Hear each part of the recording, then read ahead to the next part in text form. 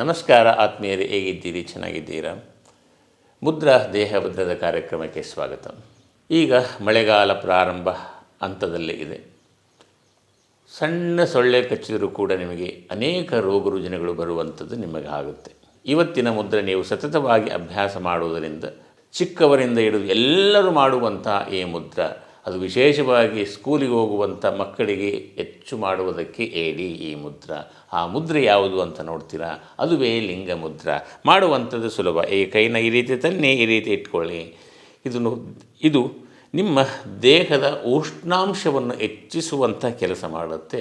ನಿಮ್ಮಲ್ಲಿ ಉಷ್ಣಾಂಶ ಅಂದರೆ ನಿಮ್ಮ ದೇಹದಲ್ಲಿ ಬಿಸಿ ಅಂಶ ಇದ್ದಾಗ ಯಾವುದೇ ಸೊಳ್ಳೆ ಕುಚ್ಚಿದರೂ ಏನು ಮಾಡೋದಿಲ್ಲ, ಯಾವುದೇ ಡೆಂಗು ಗುಂಗು ಎನ್ನುವಂಥದ್ದು ಏನು ಮಾಡುವುದಿಲ್ಲ.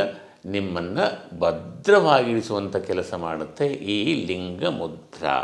ಇದನ್ನು ಚಳಿಗಾಲದಲ್ಲಿ ಮಳೆಗಾಲದಲ್ಲಿ ಮಾತ್ರ ಮಾಡಿ, ಬೇಸಿಗೆ ಸಂದರ್ಭದಲ್ಲಿ ಮಾಡುವಂಥದ್ದು ಬೇಡ. ಹೆಚ್ಚಿನ ಮಾಹಿತಿಗಾಗಿ ನಮ್ಮ ಯೂಟ್ಯೂಬ್ ಅಂತೇಳಿ ಕಾಮೆಂಟ್ ಮಾಡಿ, ಅದರ ಲಿಂಕನ್ನು ನಿಮಗೆ ಶೇರ್ ಮಾಡ್ತೀವಿ. ಶುಭ ದಿನ.